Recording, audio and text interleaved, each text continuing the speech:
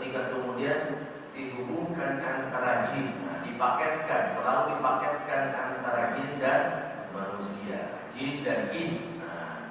Contohnya, wa ma khalaqatul jinna wal ins. Jadi Allah selalu paketkan antara jin dan manusia. Tentu tujuannya adalah untuk menegaskan bahwa kedua makhluk inilah yang diberi amanah mengelola dunia ini. Kalau alam gaib itu jin, kalau alam nyata siapa dia? Manusia. Itu dia. Jadi masing-masing ada tugasnya. Jadi kita tidak bolehnya intervensi kekuasaan. Kita ingin mengelola makhluk gaib, enggak, itu bukan tugas kita. Itu tugas ini, makhluk halus itu tugasnya jin. Kita adalah makhluk-makhluk kasar aja. Kemudian kita mengelola bumi, kemudian kita mengurusi binatang segala macamnya, walaupun tentu binatang ternak yang utama supaya kita punya makanan yang memadai. Jadi kita tidak usah kemudian mengurusi jin, itu ada yang mengurus sendiri. Maka dalam Al-Quran itu kemudian selalu dikaitkan antara jin dan manusia. Dan dua makhluk inilah sekali lagi yang berhak mendapatkan tugas dan amanah dari Allah Subhanahu wa taala untuk mengelola dunia dan seisinya. Tidak ada makhluk lain yang beramanah kecuali pada manusia itu sendiri. Di antara contohnya tadi disebutkan, wa ma khalaqatul jinna wal insa illa liya'budun. Aku tidak menciptakan jin dan manusia kecuali untuk beribadah kepadaku. Kata al-ins sendiri, al-ins itu maknanya adalah jinak. Jinak, santun. Jadi manusia itu asal jinak dia. Kenapa disebut jinak? Karena sesungguhnya hatinya lembut untuk menerima wahyu dari Allah. Jadi kalau ada perintah itu hatinya tersentuh begitu ya. Jadi kalau ada manusia kemudian yang tidak tersentuh ketika mendapatkan arahan dari Allah, itu berarti sudah keluar dari fitrahnya. Fitrahnya asal usul manusia itu jinak, santun, kemudian baik, begitu itu sih. Makan Anies Baswedan, Anies itu adalah baik, santun, itu artinya. Maka sesuai dengan nama ya berarti ya, sesuai dengan namanya. Jadi tidak frontal, tidak kemudian. Makanya kalau seandainya ada orang yang suka marah-marah, disebutkan dalam hadis al-ghadabu minasyaiton. Suka marah itu dari mana? Dari setan. Jadi ada kerasukan dia. Ada nggak orang yang kemudian kerasukan setan sabar? Enggak ada. Meronta-ronta dia. Begitu ada yang kerasukan setan, enggak ada. Sini, mohon maaf ya, aku bersalah. Enggak ada. Pokoknya dia pasti ngamuk-ngamuk. Itu berarti ada kerasukan. Berarti bukan lagi manusia sesungguhnya. Ada makhluk lain yang kemudian memasuki dirinya sehingga keluar dari watak aslinya. Sekali lagi, watak asli manusia al-ins adalah dia jinak, santun dan baik. Maka dia kemudian diberi amanah untuk kemudian menerima dan mengamalkan Islam. Karena memang sesuai dengan fitrah manusia. Wahai wanita, pakai jilbablah. Karena memang fitrah manusia itu pemalu. Wanita itu pemalu. Jadi kalau ada teman wanita yang tomboy, yang kemudian galau, kemudian itu sudah keluar dari fitrahnya. Maka Allah anjurkan dia untuk kemudian berada di rumah. Kalau keluar rumah harus memakai jilbab, harus menutup aurat dan seterusnya. Makhluk manusia itu adalah makhluk sosial, suka bersosialisasi. Jadi sekiranya ada orang yang tidak mau keluar dari rumahnya, begitu datang dari kantor masuk rumah, berangkat dari kantor langsung keluar, berangkat kantor, gak pernah menyapa tetangganya, itu berarti keluar dari fitrahnya. Karena kita ini adalah al-ins, makhluk yang memang statusnya makhluk sosial. Nah sekali lagi tadi mari kita jaga supaya kita kemudian menjaga fitrah kesucian kita sehingga tetap pada rel yaitu jinak, baik dan santun. Tadi saya sebutkan contohnya bahwa khalaqul jinna wal insa illa liya'budun. Berikutnya surat 51 ayat 56. Kemudian yang berikutnya surat 6 ayat 128. Wa yauma yahsyuruhum jami'an ya ma'syaral jinni qad istaghfartum minal insi. Nah itu ada jin, ada manusia. Ada jin, ada manusia. Surat 6 ayat 128. Kemudian juga di akhirat dia kemudian akan bersaksi di hadapan Allah ketika ditanya, apakah telah datang kepada kalian Rasul utusan Allah mengajak kalian kepada kebaikan? Mereka kemudian sepakat menjawab iya. Disebutkan dalam surat 6 ayat 130. Surat 6 ayat 130, ya ma'syaral jinni wal ins alam ya'tikum rusulun minkum yaqussuna 'alaikum ayati wa yunzirunakum liqa'a yawmikum hadha qalu shahidna 'ala anfusina wa gharratuhumul hayatud dunya wa shahidu 'ala anfusihim annahum kanu kafirin. Ketika kemudian dipanggil di akhirat, wahai golongan jin, wahai golongan manusia, pernahkah datang kepada seorang rasul atau rasul utusan Allah yang menceritakan tentang ayat-ayatku dan sekaligus memberikan peringatan tentang pertemuan hari ini? Mereka menjawab, syahidana, kami semua bersaksi benar.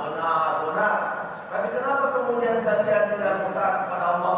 Karena wa gharratuhumul hayatud dunya, tertipu dengan dunia, salah fokus dia. Yang diurus sebagian akhirat, tapi fokusnya dunia. Tidak ada di otaknya kecuali dunia terus menerus. Padahal semestinya dunia itu fokus kita akhirat, adapun dunia itu sampingan sebenarnya. Apa? Sampingan. Jadi kata Allah, man kana yuridu hartal akhirati nazdahu fi harti. Barang siapa yang menginginkan kehidupan dunia, kehidupan akhirat, kami akan penuhi semua kebutuhan dunianya.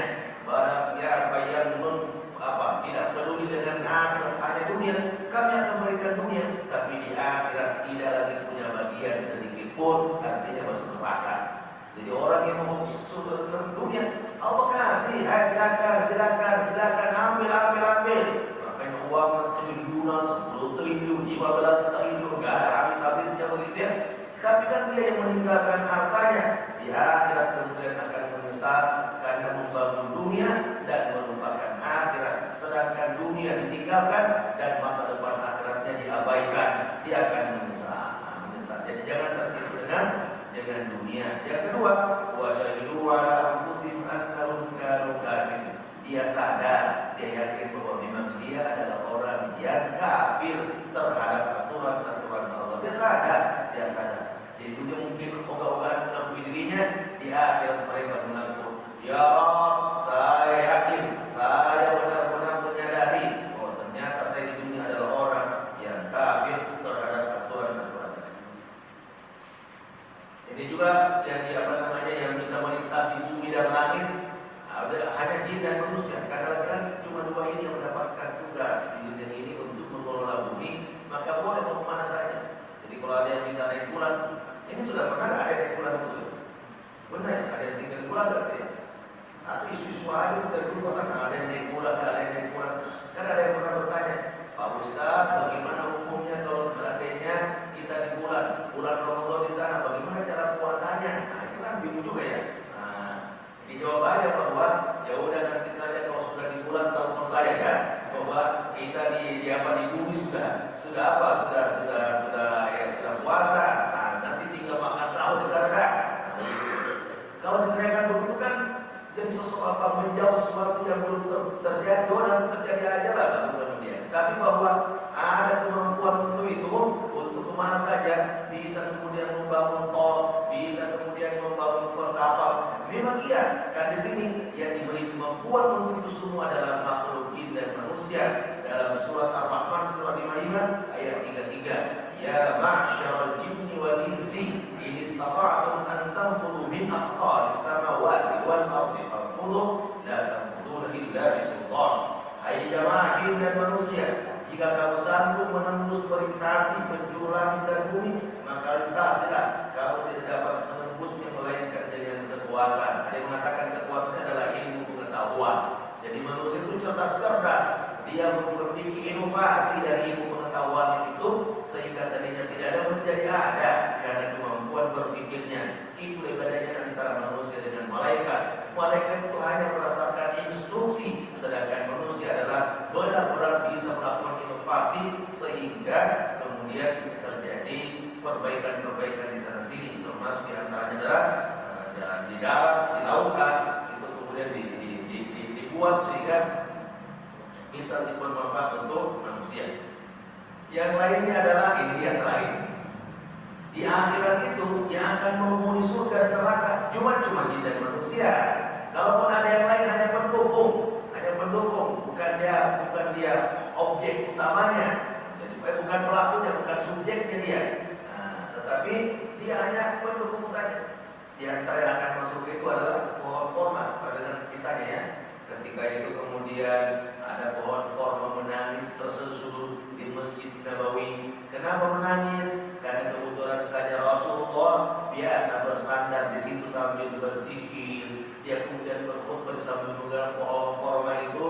Tiba-tiba kemudian ada seseorang yang ingin memberi hadiah kepada Rasulullah. Bisakah saya memberi hadiah dan memberi kepada Anda mimbar untuk Anda berkhutbah supaya ada tempatnya bisa naik di atas mimbar itu? Kata dia. Akhirnya dibuatkan mimbar. Tiba-tiba hari pertama ketika Rasulullah khutbah Jumat, dia naik ke atas. Tiba-tiba terdengar suara menangis dari pohon korma. Rasul tahu ternyata ini berseri karena tidak ada tempat untuk bersandar berzikir. Dia di tempat untuk berdiri dekat korma itu karena sudah ada penggantinya. Maka dia menangis. Lalu Rasul turun memegang pohon korma itu. Wahai pohon korma, ya sabar ya, bahwa kamu tidak digunakan lagi, tapi ingat kita akan bersama nanti di surga. Nah, jadi pohon korma itu masuk surga nanti itu. Tapi sebagai pendukung dia. Nah, pendukung karena Rasul tetap janji, oke, kita bersama di dunia ini, di akhirat pun kita akan bersama. Nah, itulah pohon korma. Tapi ingat ya, pohon korma saja menangis coba. Ini selalu bersama dengan Rasulullah. Padahal dia adalah makhluk yang tidak punya tanggung jawab. Bagaimana dengan manusia? Tentu lebih menangis lagi ketika kemudian mendengarkan nama Rasulullah, kemudian merenungkan terkait dengan perjuangan Rasulullah. Tentu harapannya supaya bisa bersama di dunia dan di akhirat kita akan bertemu di surganya. Maka mari banyak berselawat kepada Rasulullah Sallallahu Alaihi Wasallam. Dari mana bahwa dia ada penghuni neraka jahanam nanti? Nah itu surat 7 ayat 179. Surat 7 ayat 179. Allah berfirman, "Walaqad dara'na li jahannama katsiran minal jinni wal insi lahum qulubun la yafqahuna biha wa lahum a'yunun la yubsiruna biha wa lahum adhanun la yasma'una biha ulaika kal an'ami bal hum adallu ulaika humul ghafilun." Kami akan penuhi neraka jahanam itu dari mana? Dari manusia dan jin. Jadi manusia dan jin yang akan memenuhi neraka. Jadi nanti di akhirat akan kelihatan kayak gini, ternyata modelnya kayak gini. Nah, kata kelihatan. Nah, di dunia enggak. Ada nggak yang bisa paham? Jin itu wajahnya kayak gini? Nggak bisa. Nah, walaupun mengatakan jin itu enggak, karena dia makhluk gaib. Tapi di akhirat itu akan bertemu antara manusia dengan jin. Di mana pertemuannya? Di neraka jahanam. Apa alasannya kemudian Allah masukkan mereka ke dalam neraka jahanam? Lahum qulubun la yafqahuna biha, bahwa mereka punya hati tetapi tidak mau digunakan hati itu untuk memahami ayat-ayat Allah. Sudah disampaikan berkali-kali harus begini, tetap saja tidak mau menggunakan akalnya untuk kemudian memahami ayat itu dan lalu mengamalkannya. Nah, ini yang baik ya, pemimpin yang baik ini sesuai dengan kriteria ini, tetap saja hari pencoblosan beda lagi ceritanya ya. Nah, itu namanya lahum qulubun la yafqahuna biha. Tapi pencoblosan sudah lewat, sudah selesai. 5 tahun ke depan lagi. Kecuali ada ini ya. Ada apa namanya? Putaran kedua. Nah, bisa jadi putaran kedua. Bisa tunggu aja MK ini seperti apa keputusan finalnya terkait dengan pilpres ini. Kalau pilih sih ada berapa yang mengajukan, tapi tidak terlalu heboh karena itu orang per orang saja. Tapi kalau itu berkaitan dengan pemimpin masa depan, makanya lebih heboh. Tapi yang ada juga di Bekasi itu DPRD kabupaten yang mengajukan sengketa ke MK itu adalah orang Gerindra, tapi dua antara Iwan dengan Lydia mengajukan setara, karena itu ada penggelembungan suara. Nah, dianggapnya Pak Iwan ratusan juta, mungkin miliar, mungkin bisa puluhan miliar. Karena ngasih kemana-mana ada berdua itu, ada RW dapat sekian juta, ada apa tuh RW? Alhamdulillah.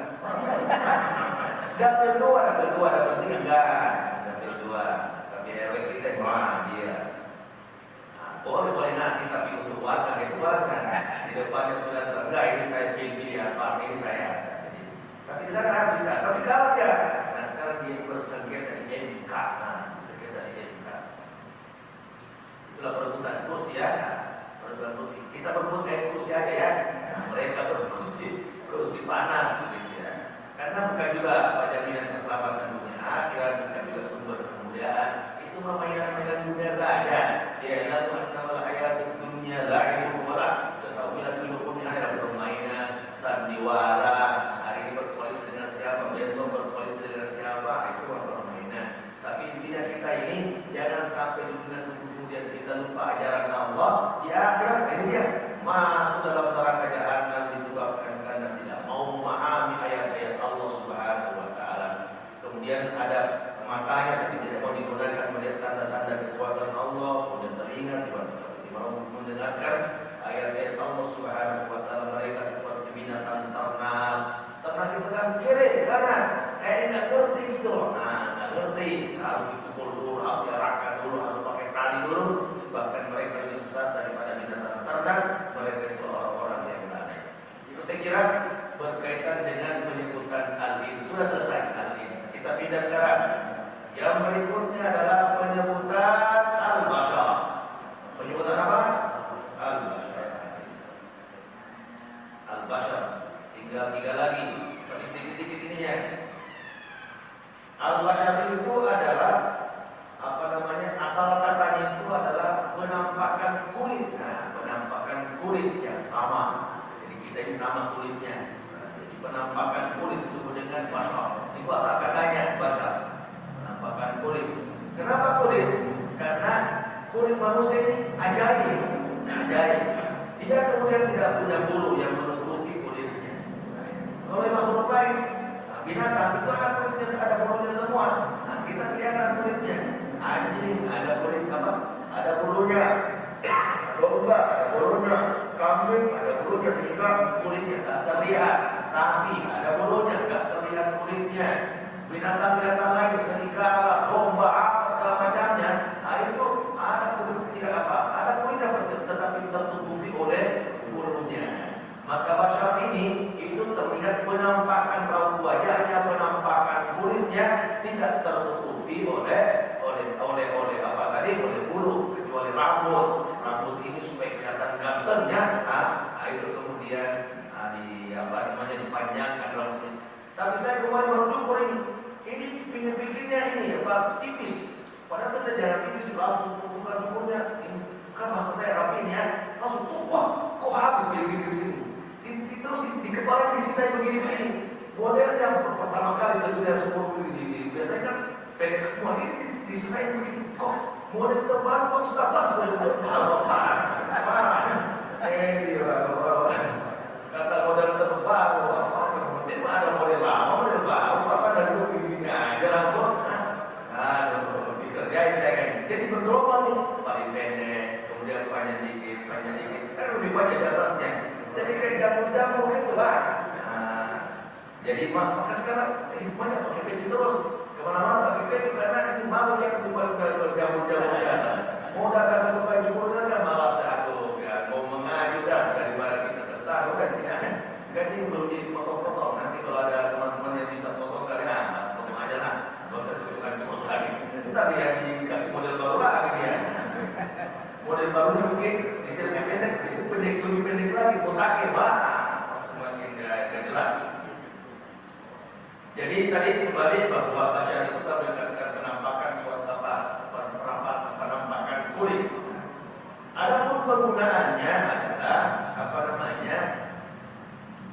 Untuk menjelaskan bahwa asal usul manusia itu dari sisi postur tubuhnya sama semua. Yang membedakan cuma tingginya, yang cuma pendeknya, yang gemuknya itu saja. Tapi postur kita, wajah kita itu sama semua. Gak ada yang ada hidung di depan, ada telinga di samping, ada kemudian kaki. Penampakannya begitu semua. Itulah sebabnya para orang kafir tidak mau menerima para rasul ketika ada penolakan dari mereka. Allah menggunakan kata bashar.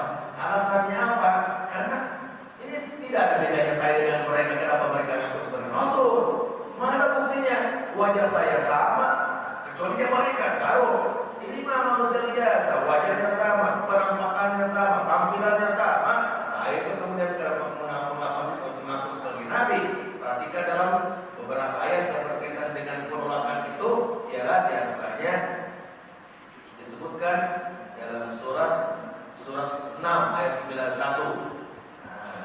wa ma qadarullaha haqqa qadri id qalu ma anzalallahu ala basharin min syai' qul man anzala al-kitaba alladhi ja'a Musa nuran wa hudan lin-nas taj'alunahu qaratisa tubduuna katsiran. Bahwa mereka, perhatikan kata-katanya, wa ma qadarullaha haqqa qadri qalu ma anzalallahu ala basharin min syai'. Bahwa mereka tidak menghormati Allah ketika mereka kemudian mengatakan bahwa Allah tidak menurunkan sesuatu apapun kepada bashar, manusia. Tidak menurunkan apa? Jadi tidak menurunkan kitab Injil, tidak menurunkan kitab Quran, tidak menurunkan, enggak, itu mah bikinan mereka aja semua. Jadi penolakan dari mereka terhadap putusan Allah Subhanahu wa taala. Kenapa dia dapat, saya tidak? Pada wajahnya sama. Nah, berarti ini ngaku-ngaku doang nih. Ada hanya ingin menipu, hanya ingin memperdaya manusia dan ikut dia. Itu di antara contohnya. Yang lain, surat 11 ayat 27. Ini terkait dengan penolakan umat Nabi Hud kepada Nabi Hud. Qala al-qawl alladziina kafaru min qaumi ma naraka illa basharan mithlana. Maka mereka berkata kepada nabinya, kami tidak melihat Anda itu kecuali manusia biasa, juga sama dengan kita. Jadi itu wajahnya sama, tampakan penampilannya sama, bahkan pengikut Anda itu orang hina semua, orang yang tidak punya harta, tidak punya kerjaan. Masa kita mau diajak itu menjadi pengikut Anda, sedangkan Anda punya pengikut sekarang yang yang nggak punya kerjaan begitu. Berarti kita ini apa sama aja, berarti akan diajak kita menjadi orang hina juga. Itu kata dia. Surat 11 ayat 27. Surat 11 ayat 27 terkait dengan kisah para nabi. Atau terakhir ini, surat 14 ayat 10 sampai 11. Surat 14 ayat 10 sampai 11. Itu juga sama. Qala rusul. Maka mereka berkata bahwa kamu itu adalah manusia biasa. In antum illa basyarun mithluna. Jadi penolakan mereka kepada Rasul karena alasannya penampakan kulitnya sama, postur tubuhnya sama. Apa yang membedakan kita dengan kalian? Itu satu. Yang kedua, ini kita pindah. Kata basyar juga itu kemudian dikaitkan dengan hubungan suami istri. Jadi Allah menggunakan istilah basyar ini untuk hubungan suami istri. Kenapa? Karena pasti namanya hubungan bersentuhan dengan kulit kan? Kulit dengan kulit. Tidak ada yang di hubungan suami jaraknya tidak ada. Hubungan suami bersentuhan kulit, dengan kulit. Jadi penjelasan dari sisi biologisnya begitu. Mana dalilnya? Itu yang sering kita baca surat 2 ayat 187. Surat 2 ayat 187 ayat puasa ini. Uhilla lakum lailatas siyami rafathu ila nisaikum kunna libasun lakum wa antum libasun lahun. Ayat ini turun berkaitan dengan sahabat yang kemudian tiba-tiba saja semulanya dari sholat Isya. Waktu itu tidak boleh lagi berhubungan suami istri setelah sholat Isya, tidak boleh lagi makan. Di puasa itu panjang, dari setelah Isya sampai maghrib besok. Waktu makan cuma dari maghrib sampai Isya doang, hanya sekitar 2 jam. Karena jam 6 kita buka, setelah itu puasa lagi jam 8. Nah ternyata ada seorang sahabat yang mengatakan, kamu khotbah pulang dari mana? Pulang dari masjid, kemudian ingin melakukan hubungan suami istri.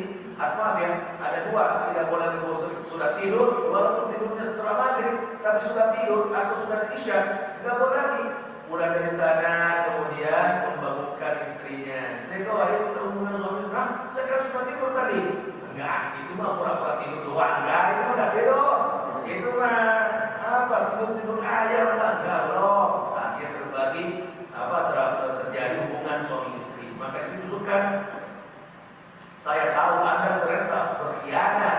Anda sudah tahu istri Anda sudah tidur, tapi karena hawa nafsunya itu nafsu yang tinggi, maka kemudian terjadi hubungan suami istri. Kata Allah, "Fal'ana bashiruhunna." Sekarang boleh. Itu ayat ini menggugurkan ayat sebelumnya bahwa ayat puasa itu kemudian dari Isya sampai maghrib dirubah sekarang lebih ringan. Ringan kapan? Disebutkan pada ayat berikutnya bahwa wa kulu washrabu hatta yatabayyana lakum al-khaytul abyadu minal khaytil aswadi minal fajr. Silakan setelah maghrib sampai nanti muncul fajar di subuh hari, boleh makan, boleh minum, boleh hubungan suami istri. itu kira-kira. Kapan tidak boleh lagi hubungan suami istri? Ketika orang itu beriktikaf. Jadi teman-teman yang mau hubungan suami istri, tinggal malam ini ya. Kecuali kalau ngalong-ngalong ini ya boleh, ngalong-ngalong. Tapi kalau sudah dia 10 hari iktikaf di masjid, nggak boleh balik lagi ke rumah, di sini aja terus. Saya mau hubungan suami istri, enggak, itu kata Allah. Ayat berikutnya, wala tubashiruhunna. Coba menggunakan kata basyar, wala tubashiruhunna wa antum aakifuna fil masajid. Tidak boleh lagi melakukan hubungan suami istri sedang kalian beriktikaf di masjid. Udah nggak boleh, nggak boleh. Nah, jadi batal iktikafnya. Kalau Rasulullah sudah bangun tenda di masjid dan tidak lagi kembali ke rumahnya, orang itu tinggal melangkah 10 langkah udah, ya kan? Tinggal melangkah lagi dari masjid, mau keluar sudah keluar dari sana. Tapi Rasul tidak melakukan itu selama 10 hari. Apalagi kita ini agak jauh rumahnya kan, begitu iktikaf di sini nggak usah balik-balik lagi. Kecuali yang masih kerja. Ada berapa teman-teman yang sudah silakan kerja. Tapi begitu pulang darinya itu langsung masuk masjid lagi, iktikaf lagi sampai esok hari. Jangan iktikafnya jam 11 malam, terus pulang sahur. Jadi 12 sampai 3 jam 4 jam doang iktikaf, kependekan. Kalau bisa semalam lah, kecuali saya memang susah juga iktikaf penuh di masjid, karena ada tugas kajian malam lah, kajian iktikaf namanya dari jam 9 sampai jam 11. Pulang-pulang ke masjid tentu pulang ke rumah tentu beres-beres, baru jam 12 gini, nanti suruh nanti jam 6 besok baru balik ke rumah. Itu kira-kira. Teman-teman yang punya kesempatan lakukan iktikaf. Siapa tahu ini iktikaf terakhir sehingga kita punya kemudian persaksian di hadapan Allah. Ya, di akhir hidup saya sempat iktikaf di Masjid Ar-Rahmah selama 10 hari. Aku tahun ini tidak mudik ya Allah. Tapi kelihatan itu wajah mudik semua. Wajah mudik semua. Saya ditanya, Pak Ustaz mudik gak? Saya baru berpikir mudik sekarang. Saya setelah lebaran baru mati. Langsung berangkat. Jadi nggak pernah rencana. Mana udah? Setelah ini atau ketika akan Idul Fitri baru kita mikir kemana nih? Udah. Jadi berangkat aja begitu, nggak usah dipikir-pikirin. Daripada persiapannya jauh-jauh hari nggak jadi juga. Lebih baik menjelang ini baru kita kemudian berangkat. Kembali ke tadi bahwa Allah menggunakan kata hubungan suami istri kemudian itu dalam bentuk tadi tidak berhubungan suami istri menggunakan berbashar. Atau ayat lain surat 19 ayat 20 qalat anna yakunu li ghulamun wa lam yamsasni bashar. Di sini ayat ini berkaitan dengan Siti Maryam. Mana mungkin aku punya anak sedangkan aku ini tidak pernah berhubungan dengan siapapun, berhubungan suami istri. Enggak, saya tidak pernah disentuh oleh seorang untuk kemudian melahirkan anak. Itu dia terpesan bagi Maryam. Sudah disebutkan tahun lalu ya, berkaitan dengan Maryam. Ini adalah ujian terberat bagi seorang wanita yang sudah lama di masjid menjaga diri. Adanya di mihrab kalau kita sekarang ya, itu di mihrab, tidak pernah bertemu dengan laki-laki. Jangankan bersama laki-laki, bertemu saja, bertatap muka wajah saja nggak pernah. Tiba-tiba harus hamil coba. Apa kata orang? Netizen Indonesia kan paling sadis sebagai Siti Maryam. Walaupun sekarang ini nggak ada lagi Siti Maryam ya. Jadi kalau sekarang ada orang hamil, saya kan Siti Maryam itu bohong. Karena satu-satunya Siti Maryam itu cuma itu dulu. Jadi sekarang pasti melakukan selingkuh atau hubungan layaknya suami istri sehingga hamil. Di Sukabumi ada yang ngaku-ngaku sebagai Siti Maryam tuh. Saya hamil ini. Kenapa nih? Ditelusuri ternyata ada pacarnya. Ada yang menghamili dia. Ada juga kemudian anak yang baru SMP. Awas ya anak kita ya. Ada SMP kemudian tiba-tiba hamil begitu ya. Padahal dia jalan keluar di rumah, tiba-tiba hamil. Siti Maryam kayaknya nih. Ternyata ada pacarnya itu karena wanita itu tinggal di lantai 2, itu lewat tangga lantai 2 tuh langsung ke atas dia, jadi nggak ketahuan sama ibunya. Wah ini anak sekarang semakin gak jelas tamat ini. Jadi anak-anak perempuannya ya. Itu kata Basyar. Penggunaan kedua, teman-teman, adalah berkaitan dengan apa? Sering dengan kata busyra. Nah, busyra. Kalau surga itu kan busyra. Wa basyiril ladzina amanu, berikan kabar gembira. Itu dari kata basyar juga. Kata basyar juga. Kenapa kemudian disebut basyar itu? Karena tadi dia kemudian kondisi gembira, senang, bahagia. Di surga di akhir tidak ada orang yang susah, semuanya senang. Maka terlihat dari raut wajahnya yang selalu sumringah, yang selalu kelihatan cerah ceria, karena dia masuk surga. Allah menggunakan kata busyra. Mana dalilnya? Disebutkan dalam surat 57 ayat 12. Surat 57 ayat 12. Allah berfirman, "Yauma taral mu'minina wal mu'minat yas'a nuruhum baina aydihim wa bi aymanihim busyra." Kata busyra, busyra lakumul yawma jannatin tajri min tahtiha. Berita gembira maksudnya adalah kulitnya terlihat, wajahnya senang, bahagia karena mendapatkan surga Allah Subhanahu wa taala. Maka itu beda-bedanya juga di dunia. Teman-teman yang beriman semua insyaallah yang selalu terlihat dari wajahnya adalah senyum. Tapi kalau orang tidak beriman, wajahnya jadi kayak terus dia. Wajah orang beriman itu beda dengan wajah orang-orang lain. Apalagi sering terkena air wudhu, insya Allah dia lebih jelas, lebih baik, lebih kelihatan bercahaya dibanding orang yang kemudian tidak beribadah kepada Allah. Itu tidak tanda-tanda cahaya dari wajahnya. Maka berbahaya kita orang beriman, insya Allah di dunia selalu kemudian tersenyum, selalu terbawa bahagia, dan kemudian di akhirat pun akan bahagia karena ibadah yang kita lakukan. Jadi menggunakan kata busyra wa basyiri karena itu sesungguhnya orang seperti itu wajahnya selalu apa yang lainnya. Dan supaya lebih tambah lagi, kata busyra digunakan surat 10 ayat 62 sampai 64. Surat 10 surat Yunus ayat 62 sampai 64, Allah berfirman, "Alladzina amanu wa kanu yattaqun lahumul busyra." Menggunakan kata busyra bahwa di dunia mendapatkan busyra, berita gembira, maksudnya adalah wajahnya selalu tersenyum di dunia saja, sebelum nanti di akhirat insyaallah dia tidak pernah kemudian terlihat wajah masam dari mukanya, oleh karena sudah mendapatkan surga Allah Subhanahu wa taala. Di akhirat kita tinggal senang-senang aja semua.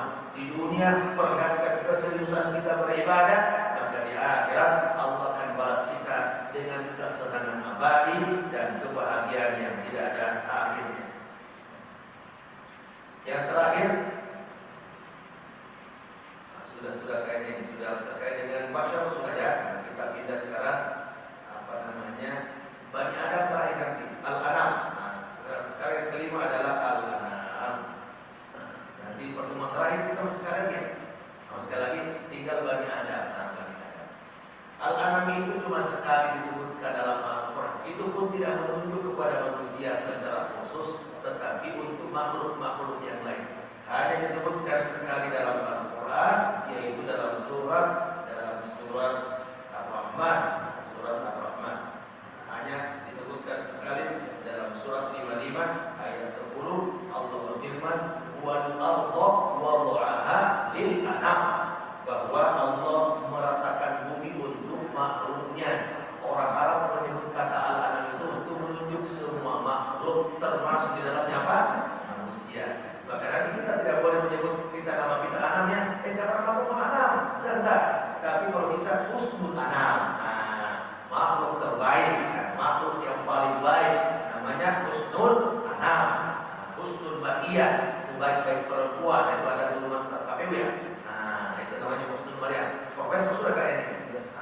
Profesor husnul Maryam. Pakai jilbab sekarang, dan dia apa namanya, kritis juga nih. Orangnya kritis. Tapi kayaknya belum menikah ya. Belum. Ada belum ya? Dia tuh udah tua kayaknya, udah 60-an, 20-an ada. Di atas itu lah. Wal arda wada'aha. Jadi Allah meratakan bumi untuk makhluk ini. Penggunaan al-anam itu untuk menunjukkan, ini yang penting kami, untuk menunjukkan bahwa kita ini adalah makhluk yang butuh makanan. Semua makhluk itu butuh makanan, dan makanan kita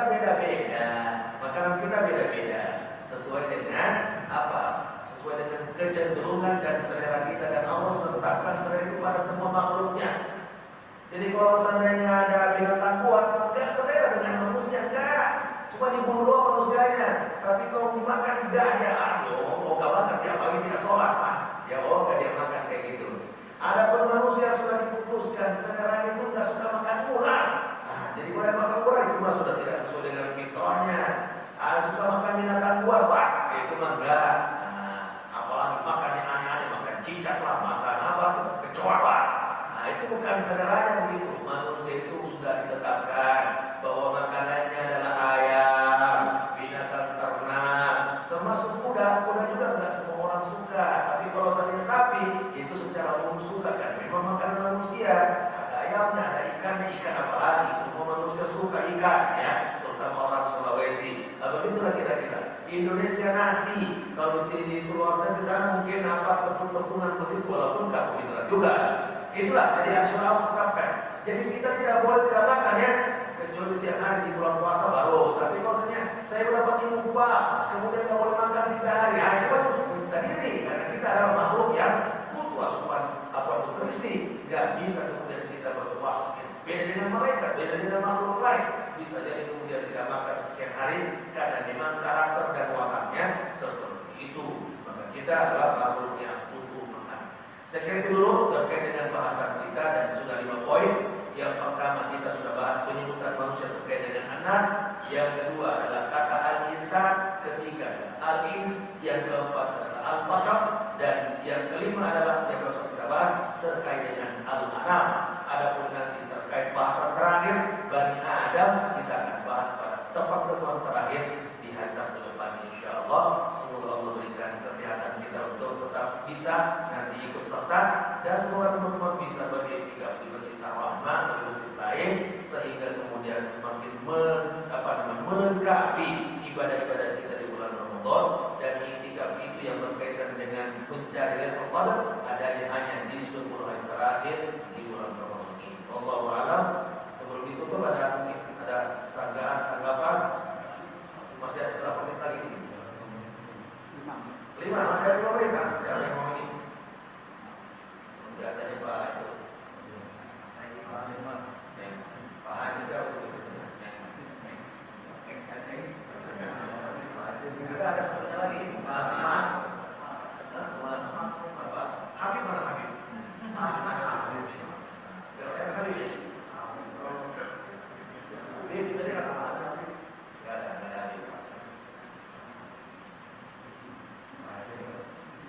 Udah, kalau nggak ada, kita tutup lagi.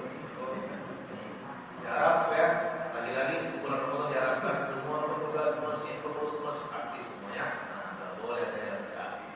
Karena ini adalah amanah dari Allah untuk kita menyelesaikan perkara-perkara masjid. Kemarin saya terbiasa membagikan bingkisan atau bagian dari tanggung jawab kita. Tapi ingat ya, Facebook saya di blog, jadi nggak bisa bikin akun baru sekarang. Jadi nggak tahu tiba-tiba dia. Udah lama nggak 2 bulan 3 bulan kali, karena suka posting itu kali ya, jadi wah di blog gitu. Nggak bisa dipakai lagi. Saya cari-cari nggak bisa. Akhirnya bikin baru akhirnya. Yang tadinya sudah berapa habis. Kira-kira begitu. Kita tutup dengan kafaratul majlis. Subhanallah wa bihamdihi, asyhadu an la ilaha illa anta